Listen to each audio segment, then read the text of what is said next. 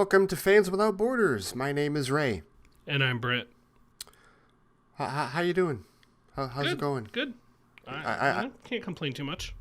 I find that you're in a weird position as a Chiefs fan, because as awful and as unfortunate as the pandemic has been, you totally need to tell it thank you for that win.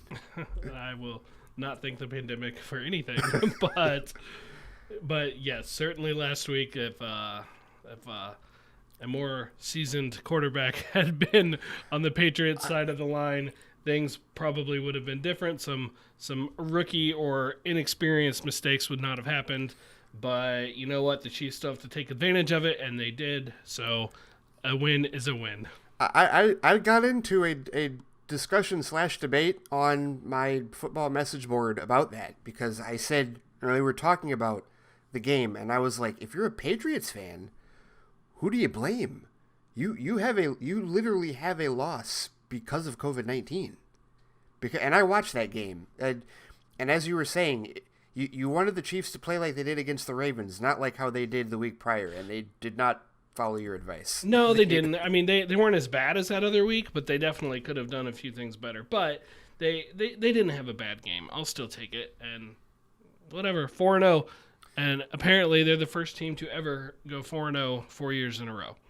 So have they really? Yeah. 4 years? Wow. Okay. So yeah, I mean, so we're about due for them to botch a couple of them. But, yeah. Well, no, it's just a crazy situation, and it's still weird, with respect to sports and COVID-19. The NFL is starting to get a few more cases, but they're soldiering through. I think they're probably going to do the same thing baseball does. Or baseball did, I should say, is like soldier through and isolate as needed, and have guys get over it. As far as I know, Cam Newton has been asymptomatic. Haven't heard anything about him, which that's good. It's very good that he hasn't had any issues with it. But no, that was just that I was thinking about that. I almost messaged you that night. Was like, well, yeah, because but Bobby Hoyer and Jarrett Stidham, what they throw, like 4 picks? I lost count. Yeah, there was a lot. So, I just know one in the end zone got called back for pass interference, which to my eyes looked like the right call at the time, but still frustrating when you see that big defensive play. Yeah, but no, that, and then I had to I saw you. I don't know if you caught what I had to correct myself on last week's episode about the Lakers. Mm-hmm. And now they couldn't even get it done wearing the Mamba jerseys. They got a game 6 coming up. It's like, wow, all right. So extra basketball in a time that we didn't think we were going to get it. But yeah, so I deliberately brought this up because I did see a couple of people respond to us saying they liked the sports talk at the beginning. So I was like, yeah, let's we don't have to devote so much into it, but we do have That's good, because I only follow the Chiefs. Well, we do have members of our audience that do watch sports, and I watch sports, so that is cool. So you watch sports, they watch sports, I watch sport. just the one, and only when the Chiefs are in the game, they are in about an hour and 20 minutes from the time we are recording this. I mean, no Kansas or Jayhawks or Kansas State Wildcats. If I was going college, it would not be the Jayhawks, it'd be Mizzou. But that's right. I forgot. Okay, so no, I mean, I really only follow college anything during the NCAA tournament. That's fun. But the whole rest of the season, and to be clear, I mean the NCAA basketball tournament, the whole rest of the season, all college football playoffs are stupid. Playoffs by committee, don't get me started. I just think it's dumb. I don't care. I don't follow any of it. Go team, whatever. Go sports, kick the ball through the thing. For what it's worth, I agree with you. Playoffs by committee are stupid. They should be meritocratic. However, I still watch because I still enjoy college football a lot, and there's no defense this year, which I think is also pandemic related, because Nick Saban was I think Alabama and Ole Miss was like 56-4. No, it was 60-48. It was the basketball score. It was 60-48 football game. And today Nick Saban's like, I think Ole Miss might have known our defensive signals. It's like, oh yeah, because the only way anybody could score 48 points on Alabama is if they cheat. Scott, get your boy in check down there. Yes. Anyway, so that concludes our sports ball talk for this portion of Fans Without Borders. So let's get into the rest of our regular show. Of course, as always, we are part of the Squadcast Media Network, which has the DC Film Squadcast with Tim and Scott, the DC Comics Squadcast with Jordan and Chris, the Horror Comics Podcast with Chris, and also DC TV Squadcast, which I promise will record the Flash episode at some point in the near future. Lots been going on, life and everything. I was completely incommunicado yesterday because of some other stuff going on, but I will get together with Chris and we will hash that out. So that is still upcoming. And I'll point out that Brock and I recorded a Marvel Squadcast this week due to some news that you and I are going to talk about in a little while related to the third Spider-Man MCU movie. I knew that, well, this particular character that was announced for it is right up Brock's alley. He loves that character, so we just kind of did a Marvel catch-up on the news there. Talked about the WandaVision trailer, some of the Disney Plus castings, and then we did a little after-credit stinger, if you will, like a proper Marvel thing should have. So, is that character really like is that like his favorite character? I wouldn't say it's his favorite, but I mean he definitely loves the character. Okay. I mean technically Superman's his favorite character, but well, we don't hear. I don't know. I guess lately there have been more fans. You know how like when the MCU will like bring a character in, all of a sudden that character has a fan base. But I assume that he's been a fan of this character, which yes, we will mention later.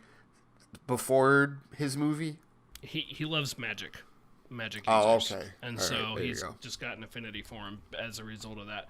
But yeah, I mean, Brock, correct me if I'm wrong, but Superman, last we talked about it, was his favorite character, and has been since I've known him for at this point half my life. Okay. All right. Fun. Cool deal. Yeah, we will get into that later. And then, of course, thank you to those of you supporting us over on Patreon.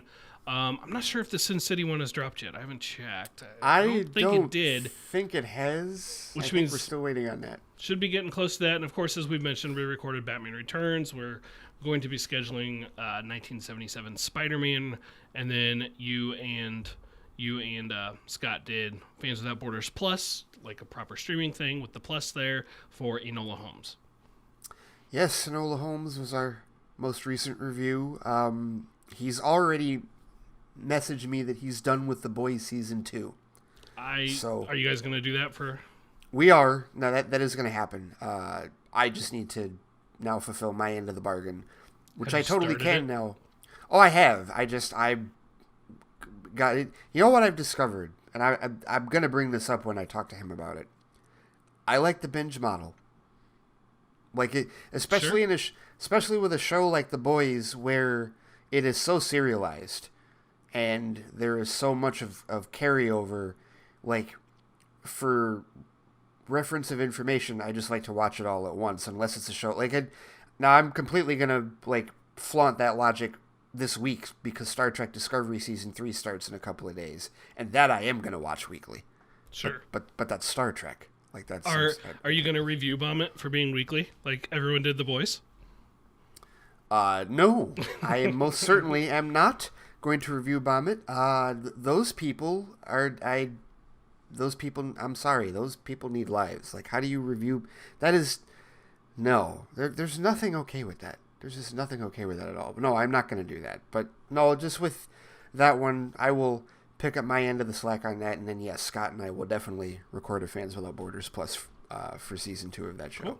Well, I will listen to it when I ever finish it.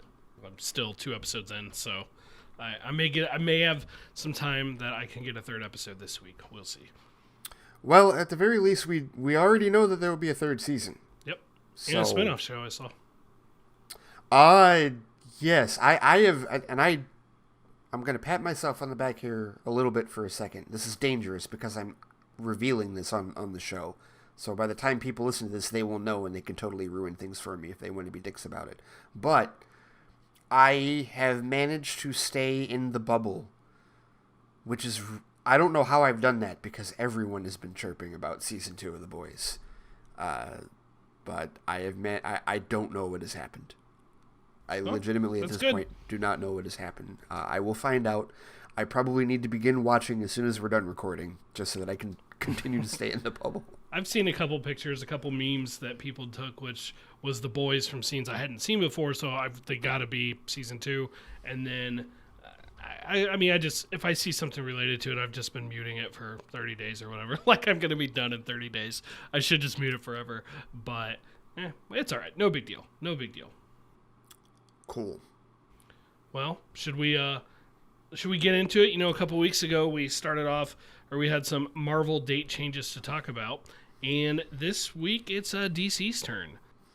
We've got a few changes from the DC side. We've got the Batman moving from this October to next March. We've got Flash moving from June of 2022 back to November of 2022. We are all excited. It had moved up a month, and now it's back.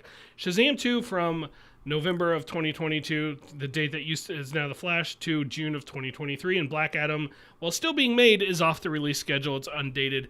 Now, Ray, I got to be honest with you. Like, this was like a breaking point for me. I've officially decided from this point forward, if it's not Wonder Woman or Black Widow, I don't care. I don't care what the release date is. It doesn't matter. I don't even want to talk about it anymore. Literally, whatever the next movie is from each side, that's the only one I care about. If it's not one of those two, or if it's not going to streaming, I guess I should put that caveat on it, because streaming actually can make those dates usually. I just don't care. I'm just over it.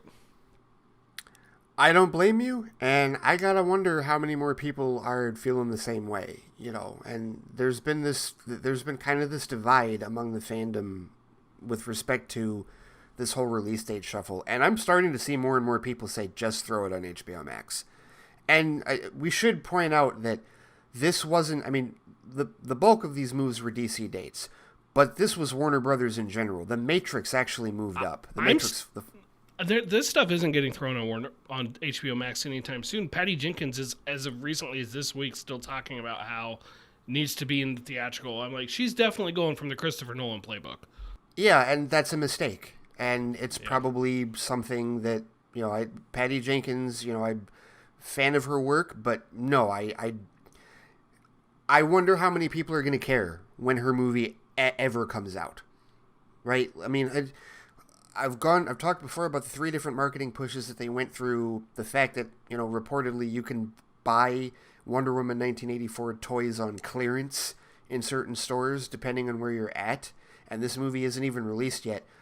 Who in the general audience is going to care when it comes out at this point? Like, I really don't know, and I think fans are getting burned on this, but like I said, Dune moved, and that was what really started this, because I believe Dune moved to the October 1st date of next year, and as soon as that's the Batman's date, so we're like, oh great, the Batman's moving. That was when that was what we found out about first, and then the rest of the changes came up. About the only positive in this is that the Matrix is moving up by like a couple of months. Right. Into 2021 as opposed to 2022, but everything else is 2022 or 2023. I should also point out that David Sandberg already went on Twitter and let everybody know that just because the release date for Shazam Fury of the Gods has been moved back doesn't mean it has to affect their shooting schedule. So no, he's not worried about the ages of the kids.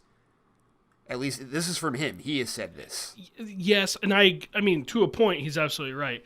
It kind of affects it a little for a presumed third in the Shazam series. It does kind of affect that a little bit, because they're probably, unless they were to go into production on that super fast, which Warner Brothers has been burned on that before by going into productions on sequels super fast, so I don't necessarily see them doing that here. But I don't think it's that big a deal. Kids age, they can still become the superhero. That's fine. I'm glad they're going to still produce it so we can get at least one more movie with those kids.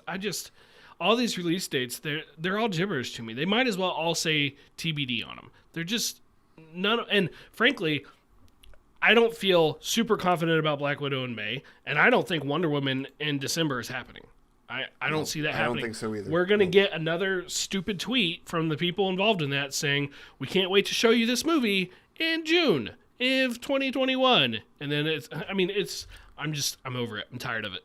I'm with you. I honestly, I am with you on that, and that is, and listen, I understand the safety aspect, and I understand everything with respect to the productions and the pandemic and but as far as release dates go, this is literally Warner Brothers just kicking the can down the road further, and how many times do they think they can lead the fans on a string like this, especially, when I read that, Scott shared this article in our group about Warner Media, its ranks already thinner, looking to shed more jobs amid COVID-19. And this is an article from Deadline about Warner Media speaking to, making statements, speaking to how the pandemic is affecting their ranks.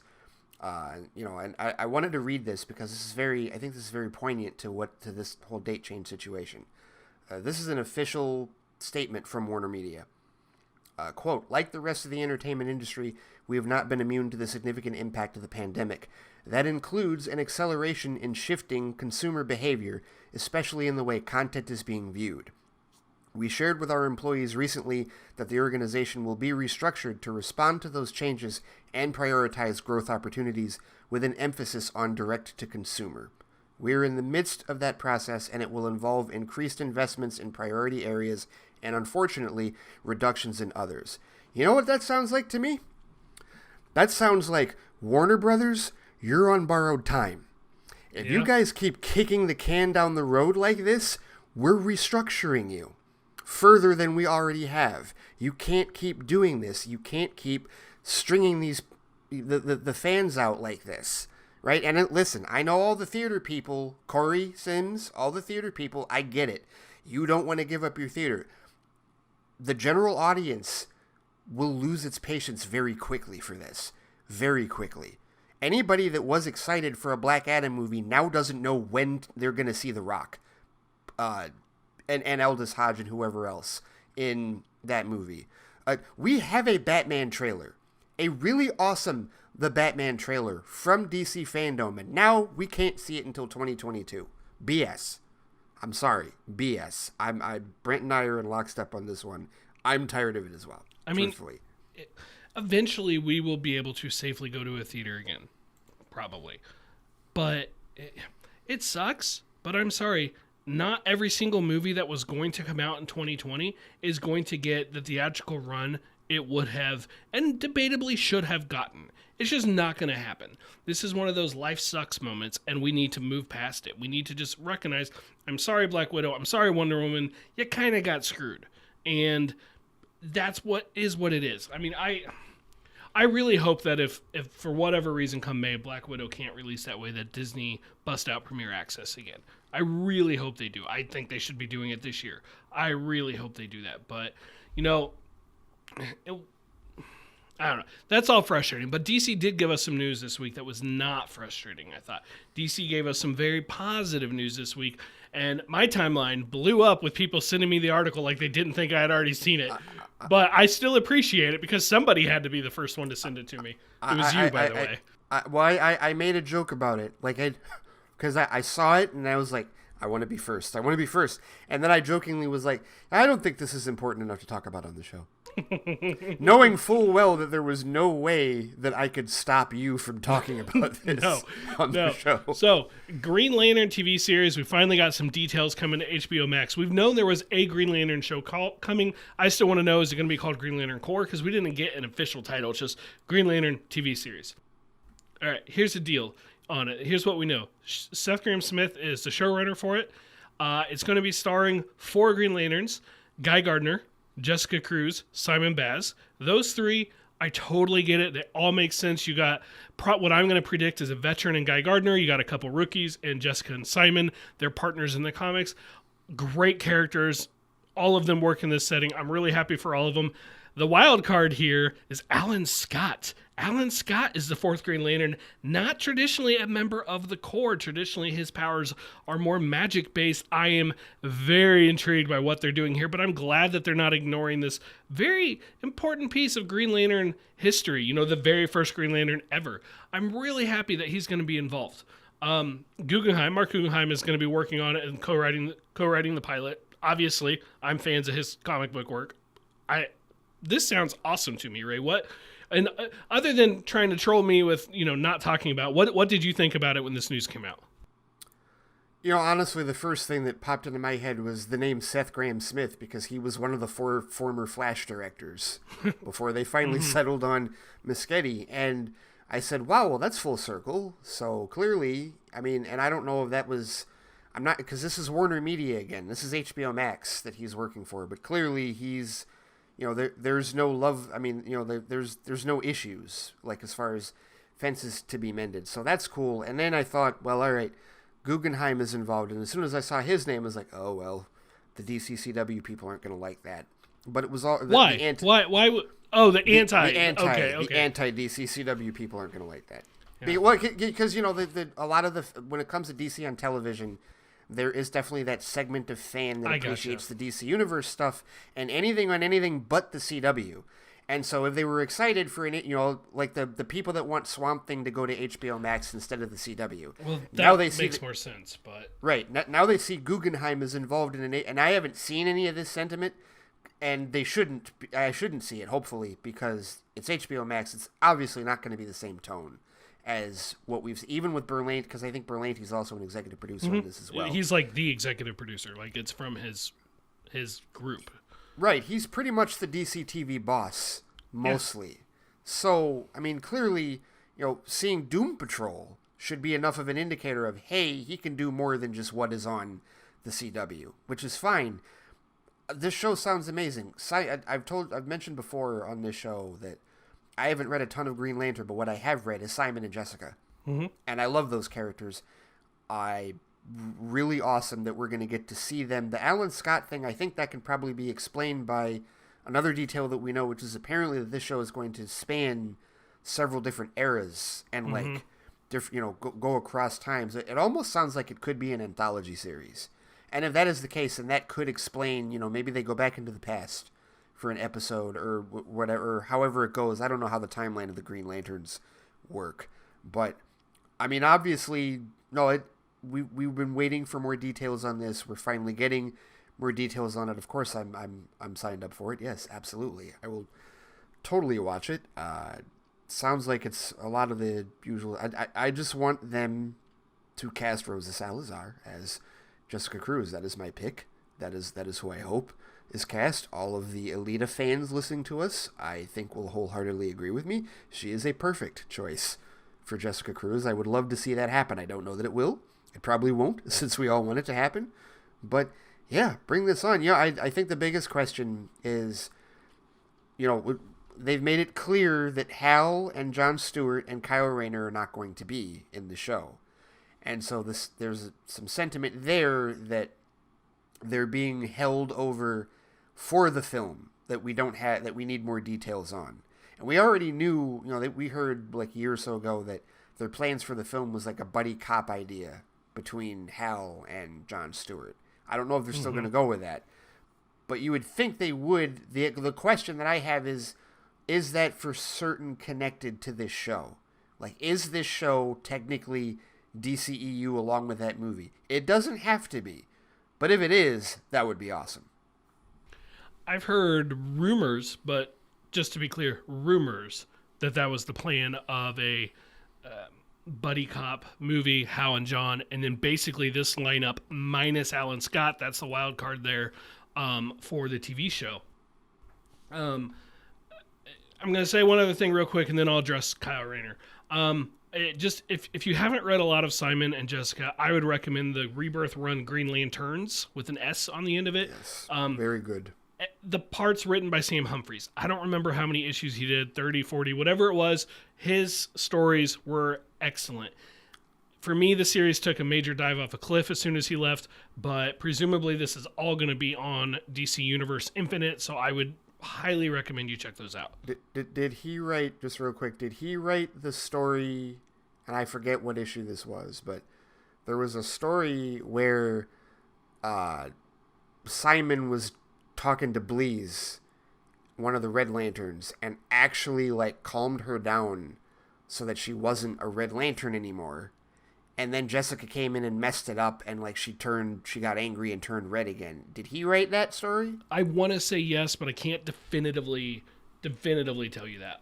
Okay. I think Humphrey's last arc, or maybe it was the second to the last arc, had to do with the Green Lanterns going back in time and finding like some of the very first Green Lanterns that were out there, like in all of history.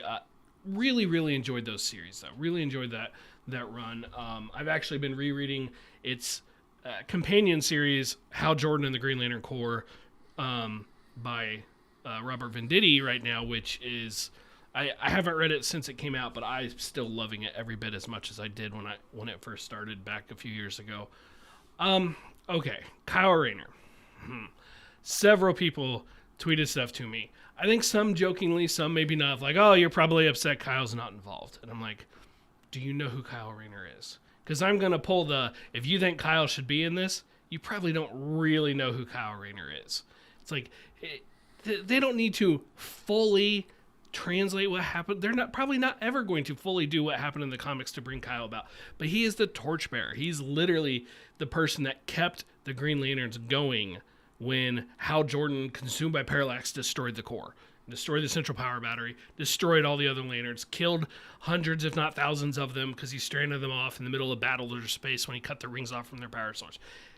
Kyle is the torchbearer. He really doesn't belong in the new series that's probably going to be focusing on a couple of new recruits as they're going to get trained and stuff and become Green Lanterns. Like, that's not him. I honestly don't know how they're going to do it to bring him to any of it, to any live action. Do I want to see it? Yes. Will I be excited for it? Of course I will be. He's one of my absolute favorite characters. But this series to me does not sound like the series that he should directly be involved in. When I look at this lineup, all I see is 4 Green Lanterns that are awesome characters, and it's not just a bunch of white guys, which for the longest time is all the Earth Green Lanterns were. And yes, you had John in there as well, but even he wasn't always around. But John by himself, and then Guy, Hal, Kyle, Alan, a whole bunch of white guys. And so it's like, no, this is awesome. You got some representation. You've got newer characters. You've got older. I mean, you literally have 2 of the newest Green Lanterns and the oldest in the same series. And Guy Gardner, who's always a wild card. This sounds like an amazing series to me. I'm super excited about this. I cannot wait to get more on this. I want to see concept art. I want to see costumes. I'm really curious what they're going to do with Alan Scott's costume.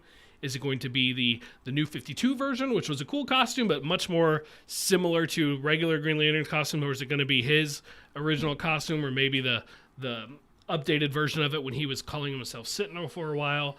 I'm not upset that Kyle's not in this, and I would encourage any Kyle fans like myself to just recognize how awesome it is that we're going to get more live-action Green Lantern.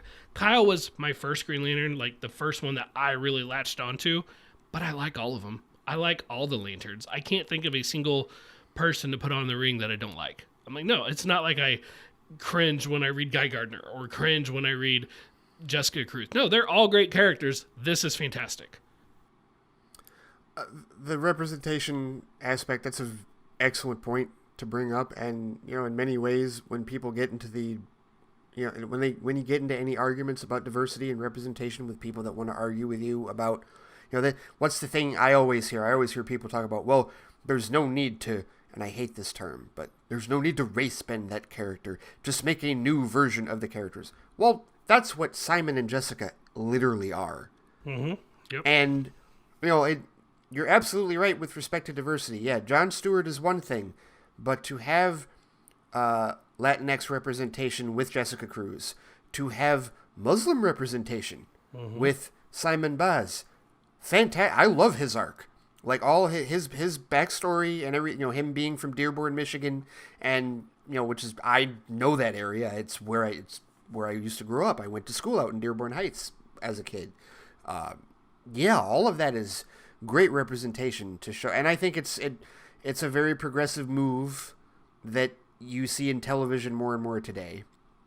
And no, it'll be exciting to see who they cast in those roles, because you got to feel that they're gonna try and go, like we were talking last week, they're gonna try and be, with Miss Marvel, they're gonna try and do the same thing, find some accuracy. It's another reason why I think Rosa Salazar works really well for Jessica.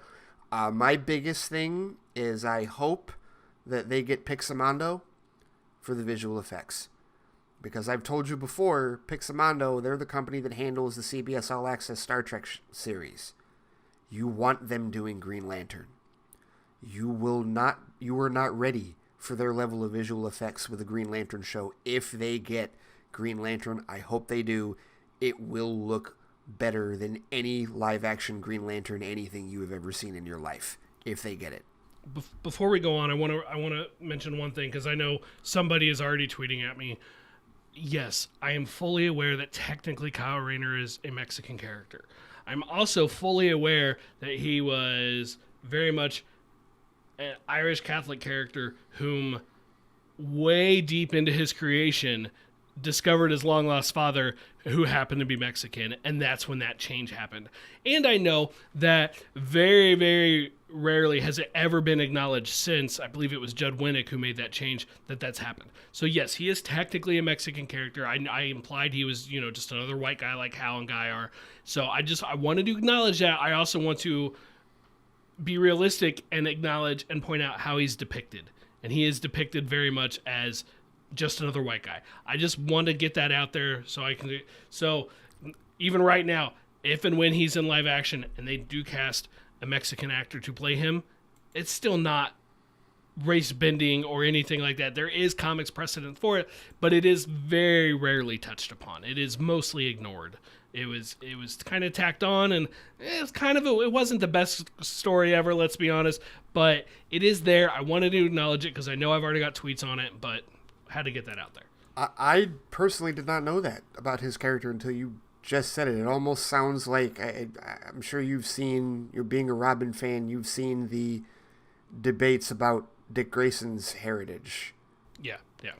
Is it similar to that? Similar to that debate, or? I think there's more to Dick Grayson's. Dick Grayson's heritage, I think, has been referenced a little bit more, but they're both kind of not a lot. I mean, they were just both kind of tacked on. So, and to be fair, I have not read a ton of recent Bat Family books, so maybe there's something recent that I've totally missed. But just from what I've seen, people just forget that Kyle is technically Mexican. And it's not something that really gets brought up ever, or almost ever, but it is technically there. So yes, I want to see Kyle, but I'm super excited about these. No, when you sent me this was great news, and I'm like, where's that pool cue when you get to this show on DC TV? Where's that pool cue? I may have to throw in for that one. So we'll see, but I'm excited. But this wasn't the only news we got this week that is pretty exciting. I thought we did find out a little bit more about the upcoming third Spider-Man. If it weren't for the Green Lantern news, you would have talked about this first. Probably. I mean, yes. No, not probably. You would have. So, well, you know what? You're right, because this happened before the Green Lantern news, but I was trying to put the DC stuff together. So, Doctor Strange is going to be in the third Spider-Man MCU movie. So, the Saved by the Bell episode where Jessie Spano gets the caffeine addiction and she's like, I'm so excited, I'm so scared. Like, that is the only gif I could think of for that, because I am all in favor of seeing this team up. The two of them in Infinity War together I thought were great, and apparently Strange is going to take on sort of a mentor type role at least in this movie, but it kind of makes sense. Stark did it in Homecoming, Talos / Fury did it in Far From Home, and now Doctor Strange in Spider-Man 3. That all makes sense to me. Coming out of Infinity War, it all makes sense, but I'm nervous because right now Spider-Man's identity is outed, and Strange's involvement, there are implications there that I'm really worried about. What comic books has Kevin Feige been reading and looking at lately? Because I'm nervous, I'm not going to lie. Why? You're going to have to explain that one. Okay, we got to go back to my hated One More Day, Brand New Day. Really? When One More Day happened. Side note, there's rumors that Evan Peters' character in WandaVision, if it's true he's in it, might actually be Mephisto. I don't know if I believe him. I just want to put that rumor in the back of your head with a big rumor. When One More Day happened, it was Mephisto who ruins all story arcs. It was Mephisto wiping out the marriage between Spider-Man and Mary Jane. With also putting the genie back in the bottle of Spider-Man's identity, because this was post-Civil War when he had outed himself as Peter Parker. This was how the comics said, we're going to give Peter his secret identity back. We're going to have Mephisto change reality. In this changed reality, which that was One More Day, in the changed reality, it was Brand New Day, the story arc I refused to read. somewhere in that era, I don't know if it was those first few issues or when, but somewhere in that era, it was revealed that their new memories, Spider-Man remembers his identity was outed. He doesn't remember it was Mephisto who did it, who fixed it, who made the world forget. He remembers it was Doctor Strange who made the world forget. And so that is where I'm like, if they're just going to do something like that, okay. But let's not get any closer to One More Day, please. I'm begging you. I mean, sure, if anybody could, frankly, I'm going to say it, fix that nonsense, it would be the MCU. But let's not even bother trying. Let's just avoid that altogether. That's where I'm just a little bit of apprehension. Like, I need more information. I'm excited, but I'm nervous. That is a different direction than most people took with the news. Oh, yeah, they're all like, multiverse is happening. Tobey and Andrew Garfield are all but confirmed. Yeah, and that's fun. It's a blast to speculate. I speculated on that with Marvel Alliance last week. I'll do it again in a few days. That is all fun to do. But when Spider-Man's identity is outed and Doctor Strange is involved, I'm like, stay away from Mephisto. Stay away from Mephisto. So, okay, here's the thing. So, funny enough, your concern is highlighting some of the other reactions that I've seen to this, which will go into what my reaction to this is ultimately. Because there were two things that I saw in reaction to this. The first was grousing about... three reactions. First, there was the multiverse, Spider-Verse assumptions. And I mean, so many people have dove headfirst into that pool. I still need Feige to say it. And I've said that last week. I will say it again. Kevin Feige needs to tell me that's what they're doing. We'll see if he does. At any rate, other than that, I also saw people grousing about the idea of Peter Parker having yet another mentor because of, it just seems like he has a long list of mentors, and I realize he's still young, but some people are saying, hey, at what point is he going to be able to strike out on his own? And then, of course, springing from that are still the Where's Uncle Ben people that are just further irritated, is the nicest way that I can put it, that the MCU continues to seemingly make no reference to Uncle Ben outside of that one, the initials on his suitcase in Far From Home. So that's what I saw. There's a Homecoming reference also, for the record. But yes, anyway, moving on. Yeah, yes, there is. You're right, there is. All right, so here's my thing. And hopefully I can try and alleviate your concerns. And while also talking about theirs. I think, at least for me, the way that I come down on this, it is very clear to me, and I have accepted fully, that the MCU is not comic accurate. The MCU is its own universe. And they, we've had the discussion before about the difference between adaptation and what was the other word that we used for it? Inspiration. The MCU is an inspired franchise. It is not. That's why so many people, and I found a lot of people, believe it or not, Brent, in the last year, that hate Thor Ragnarok more than I dislike Guardians of the Galaxy Volume 2. Because of the name of the movie. Exactly. Because it's not the Thor Ragnarok. It's not the Ragnarok storyline from the comics. Exactly. And to me, the reason that I parse that as saying, well, that isn't the direction they decided to go in. I do not have a problem with them going in a different direction. I don't. That is not how I judge any of these movies. I do not judge them based on comic accuracy, because the comic is the comic, the movie is the movie. If you want the comic, read the comic. People may think that that's unfair, and they might be flipping me off on that, but you know what? That's how I feel. It's all subjective. If you want comic accuracy, read the comic. So to that end, Brent, I don't think you should be worried about them going comic accurate with Brand New Day and One New Day, because it seems really clear to me that the MCU has established this paradigm of we're going to take inspiration, but we're not going to go completely down that path. So maybe you'll see a hint of it. They might tease you, and you might be like, oh no, oh no, oh no, and then no, they diverge into standard MCU path, and you get relieved. It's... Well, one, if we never find out about Mephisto's involvement, like if the Evan Peters thing really is just a debunked rumor and stuff, and Mephisto is nowhere part of this, I'm already alleviated, because I'm totally fine with the concept of Spider-Man's identity is out and he goes to Doctor Strange for help. That makes sense. And to the people who are like, why does he need another mentor? Well, he just lost his mentor keep in mind from Peter's perspective, he lost Iron Man as a result of the events of Infinity War. Because to Peter, he got dusted and woke up 5 minutes later. He had to be told it had been 5 years. He woke up with Doctor Strange back, and Doctor Strange says, they need us. And within minutes, he watches Iron Man die. Like, I get why he would be drawn to Doctor Strange in this case. Like, that was the last person from Earth anyway he had this big mission with, right? Okay, yes, Star-Lord, I know, but that wasn't that. He did not... Star-Lord being there is inconsequential. Like, he was there with Iron Man and Doctor Strange. Iron Man told Spider-Man, protect the wizard, save the wizard. They're here for a wizard and a necklace. That's the wizard. Go get him. Like, he told him to do. I get why he would latch onto him that way. Like, why that would work out.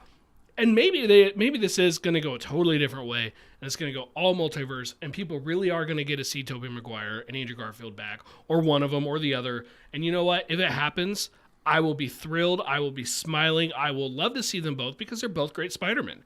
But I'm just like, you're putting pieces in place that you're touching upon, like, my most hated Spider-Man story ever. And that's where I'm like, can we just back it up a little bit? You know, like the Entourage, back it up, just back it up. Just go a different way. There's other way. We'll see where they go. It may be totally fine. Obviously, they've more than earned my trust. I'm not going to be blind that, like, the pieces are there, but what is the puzzle you're putting together? If they are going multiverse, which I think most of us are hoping that that's where they're headed, then I demand that Evan Peters play the role that he's supposed to play. I think that would be fascinating. If they did bring in another Quicksilver, if Quicksilver's back and Wanda has to deal with another Quicksilver, but it's that Quicksilver. That is a fascinating. There's potential there. And yes, I know that opens up a can of worms, but it's still very, very fascinating of idea of how they're going to do it. So if they're going multiverse, and I know you tweeted that thing about how Disney Plus now has that Marvel Legacy section. With all the old X, and are they all there? Are all the X-Men? No, they're not all there yet. I mean, some of them are still on HBO Max. It's basically they have an MCU Phase 1, MCU Phase 2, Phase 3, and a Timeline Order 1. So if you want the Timeline Order, they've got it for you there. And yeah, I went through it to be like, oh, is there? Yep, okay, this makes sense. And then there is a Marvel Legacy, which I think is awesome. I'm glad they're doing it. I don't want them to ignore these movies because there's several great Marvel movies in that time frame. Right. But and that's what I'm saying. If you're gonna do multiverse, then don't ignore it. Lean right into it. He's right there. And I'm sorry, subjectively speaking, and I can't think of somebody who would necessarily disagree with me on this. If you are someone that disagrees, I'm actually curious for you to respond if you disagree with me on this. Evan Peters was the better Quicksilver. He definitely had more to do. I preferred the look of the MCU Quicksilver more, but like the things they did with Evan Peters in like Days of Future Past, like the way they showed his powers was awesome. Definitely a highlight of that movie. Definitely a highlight of Apocalypse, though, you know, the one bit you get with him there. I'm not looking at this like, oh, if it's him, does that suddenly canonize all of the Fox Marvel movies with the MCU? Is the MCU now 30 some odd movies long? Not really. No, it's just it's just a multiverse. Yeah, it canonizes it to the point of it's the Marvel multiverse. The same way that Batman 89 is technically canon with Wonder Woman and with Arrow on TV because the DCEU had its call out through Ezra Miller, and Batman 89 had its call out. All its Crisis. They're part of the DC multiverse. It's the same idea. It's the same concept. I'm totally fine with that. Right. I'm very interested in that. Jamie Foxx's Electro that we talked about last week, I think is... I will tell you, him being there really makes me think they are pushing more to the multiverse, not to mention all the other reasons we talked about last week, than my One More Day, Brand New Day concern. But I just couldn't ignore that concern. I mean, really, to me, this just says that Yeah, Travis Snow, Marvel Alliance had talked about like different buckets. Like Black Widow and Falcon and Winter Soldier are probably in one bucket right now, and their path is going to eventually converge with the WandaVision, Loki, Doctor Strange, and the Multiverse of Madness one. Now we just know where Spider-Man 3 slots. Spider-Man 3, whatever path it's on in the next phase, the next big story of Marvel, it's on the same path as Doctor Strange and WandaVision. To me, like that's the big news there, especially because this is Strange's next appearance. Great, I'm obviously very excited. Yeah, and no issues with Strange returning. I mean, Benedict Cumberbatch is fantastic, and he's been great in that role. So yeah, definitely looking forward to that. So I guess we brought up Disney Plus a couple of times today, so we can end on this news, which is we now know that the movie Soul, the Pixar's next effort, Soul, will now be a Disney Plus release on Christmas. But more importantly, and I didn't know this until Brent told me, it's not a premiere access. Right. It's not like Mulan. Right. Which, to me, says whatever the reasons are, they're like it's just one more sign they're really not. Mulan did not break the mold. Mulan was not super exciting. They weren't super thrilled for whatever the reasons are, whatever reasons we can rationalize. The bottom line, the actual dollars, the part where it counts, wasn't there for Mulan. They're trying another way. And you know what? They're trying another way. I give Disney a lot of credit for this because this isn't trying it with Artemis Fowl that already had a lot of people questioning. This is trying it with Pixar. Pixar is a big deal.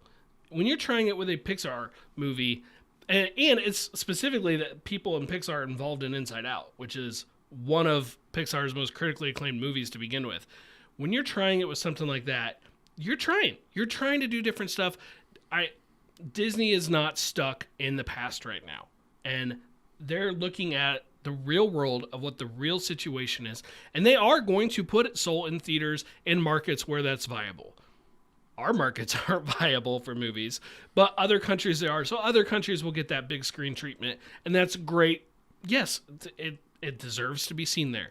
Realistically, it's just not going to be. I, for one, am thrilled. I guarantee you my wife and I will watch it, and then we'll turn around and show it to the kids. We'll watch it once without them because we want to actually watch it, and then we'll show it to the kids. But this news is fantastic for me. It's Pixar. That's all I have to know.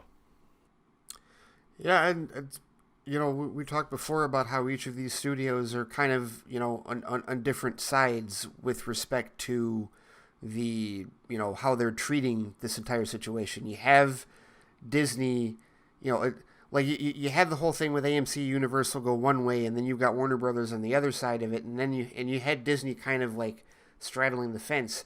And this is kind of them still continuing to do that, but it's crazy, for all of the criticism that, many of our listeners and audience have levied at Disney, in my opinion, rightfully so, for other decisions that they have made that have been very questionable at best. This is one of those cases where, no, they see it. They understand, and they are taking a shot.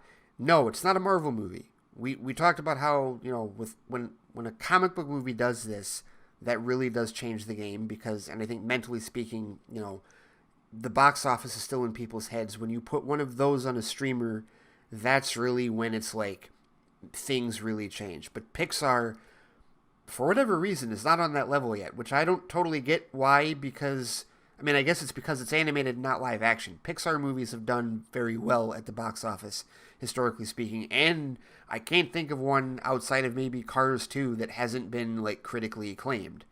And I haven't seen Inside Out, but I know plenty of people that... So good. Yes, plenty of people have agreed with you on that and have spoken about how incredible Inside Out is. So, the idea that they are... and remember, they released Onward early on Disney Plus. They made that available, it was available for 2 weeks for purchase through traditional VOD, like iTunes, Amazon, and then, yes, it went to Disney Plus. Right. So Disney does deserve credit for trying. They do deserve credit for seeing where the wind is blowing and absolutely paying respect to that. And, I think that's why you see so many. It's part of the reason why you see so many reports about, their numbers, Disney Plus. Like, people are like, the analysts are really putting Disney Plus on this pedestal where it's like, they're right behind Netflix, which numerically is not true. Netflix is so far ahead of everybody else. But as far as the new streamers, the ones that haven't been out a year, they have been touting Disney Plus as the most successful. And I, for the life of me, have been trying to figure out why. Because they really haven't had a ton of new content to draw people in. But when you do things like this, you know, and when you make Onward available early, when you put Rise of Skywalker up early like they did, when you do things like this, when you try stuff with Mulan and it doesn't work, but you come back with something like this and just take away the premiere access, it does show an effort. It does show. Listen, truth be told, the thing and I've watched a good amount on Disney Plus, but the thing I've watched the most of on Disney Plus, believe it or not, is The Simpsons, because after I stopped watching that show live after season 10, and so I've been doing catch up. I'm up to season 23. Yeah, and it's still funny, but that's I part just of why that is a part of the answer to your question. The catalog, they have a catalog, and they have something that the other streaming services, even Hulu, doesn't really have as nearly as well, as that's international marketplace. I mean, they are worldwide. Are they in every single market? No, but they're in a whole lot more markets than Hulu is. They're in even more. I mean, it's not even. They're not even playing the same game internationally that HBO Max is. That's why they are talked about as like the next one behind Netflix. And the numbers are a little cagey because, like, technically I think Apple TV has more subscribers, but everybody who bought an iPhone, an iPad, an Apple TV, or an Apple Watch last year, I'm not sure about the Apple Watch, they got a free year of it. Not the Apple Watch. And so, well, definitely the others. And Max. Yes, sure. And Max. If you bought a Mac, you got a free year of it as well. And so, technically, Apple TV Plus, by default, has more subscribers. But so far, none of them have really had to pay. And so, paid subscribers for them is going to be very, very minimal. So, yes. I mean, that's why, like, pretty much unquestionable, it goes Netflix and then Disney Plus as far as the pecking order of streaming services go. Disney Plus has these advantages. Being able to go worldwide and go into any market that they pretty much want to is a huge advantage that they have over Hulu right now and over HBO Max. They need to beef up Hulu. HBO Max need to get their stuff together. And Hulu, I feel like, is a bit more egregious because they've been around for a lot longer than HBO Max. HBO Max is still not even half a year old, so HBO Max is still very much in infancy at this point. And they also have I've mentioned before, they have other challenges that Disney Plus didn't have and that other streamers didn't have as well. But I do feel like Warner Media, I do feel like Jason Kilar and Ann Sarnoff are pushing in that direction. They just need to get everybody else on board. And as we mentioned earlier, that might involve some restructuring. In fact, it probably will involve some restructuring. But I do feel that they'll get there, especially with their library being as massive as it is. But they got to get to a more progressive point, which this is one of the things Disney is more progressive in. Yeah. So, I think that probably pretty much does it for the week. Some good news. I'm ready for more of that Green Lantern news, though. I'm so ready for more of that Green Lantern news. Want to see some castings. Want to see. Yep. Yeah. And I'm not getting into the fan casting. I don't care. Just tell me who it's going to be. Tell me who it's going to be. That's all I want to know. I want Rosa Salazar as Jessica, and I want Pixamondo as the VFX company. You give me those two, and I am more than happy. Okay. Well, with that, we'd love to hear any feedback you guys might have. You can email us at borderlessfans@gmail.com. And we're also on Twitter. I'm at the Flightcast. I'm at Brent Tech Prime. The show is at borderlessfans. And you can find us and the other shows in our network at squadcastmedia.com. See you later. Take care. Stay safe out there.